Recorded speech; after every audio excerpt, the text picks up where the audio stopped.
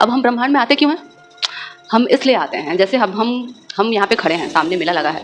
अब हमारा मन कर दिया कि हमको मेला में घूमने जाना है। अब मम्मी पापा बता रहे हैं हमारे, बेटा मेला अच्छा नहीं है, वहाँ पे तुम गायब हो जाओगे, मिलोगे नहीं, फिर दिक्कत होगा। तो नहीं पापा, मुझे जाना है मेला में। भाई आपकी इच्छा है, क्यों जाना है? आपकी इच्छा है, आपके थॉट्स वहाँ तक जाने का मन कर रहा है, आपका मन है।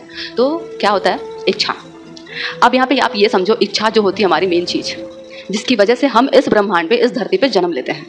मतलब कि हमारी अगर कोई अधूरी इच्छा बची होती है, कुछ करने का हमारा मन होता है कि हम जाएं वहाँ पे, कुछ अपना, अगर मान लो हमें कुछ बहुत बड़ा क्रिएट करना है, तो हमारा इच्छा है कि हम कुछ करें, तो हम यहाँ पे आते हैं धरती पे। अब धरती पे आए हम, धरती पे आने के बाद अनेकों और हजारों इच्छाएं फिर से प्रकट हो गई। भाई इससे शादी करनी है मुझे, ऐसा घर बनाना है मुझे, ऐसी बिल्डिंग लेनी है मुझे, ऐसे नए नए कार्स बदलने हैं मुझे हर डेली, मुझे बहुत खूबसूरत बनना है, मुझे मॉडल बनना है, मुझे इंटरेस्टिंग सिंगर बनना है, बहुत बड़ी मतलब बॉलीवुड सुपर स्टार बनना है। अब ये सारी चीज़ें क्या हैं? इच्छाएं हैं जो हमें बांध देती हैं, जिसकी वजह से हमें यूनिवर्स, इस ब्रह्मांड में वापस से आना पड़ता है। हम क्यों आते हैं ब्रह्मांड में भाई? अपनी इच्छा को पूरी करने के लिए। तो मैं आपको यही समझाना चाह रही थी अभी तक कि ब्रह्मांड इसीलिए बनाया गया था कि हमारी जो भी इच्छाएं बची खुची हैं, वो सारी इच्छाएं हम यहाँ आके पूरी कर लें। अब क्या होता है, हम यहाँ आते हैं पूरी करने के लिए इच्छाएं, एक इच्छा पूरी करने के लिए तो हम यहाँ पे धरती पे आते हैं, उसके साथ ही 10 नई इच्छाएं हमारी स्टार्ट हो जाती हैं वापस से।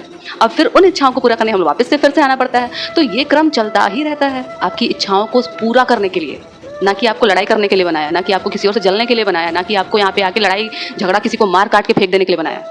उन्होंने सिर्फ आपकी इच्छा को पूरा करने के लिए ये ब्रह्मांड बनाया और यहाँ पे आपको भेजा।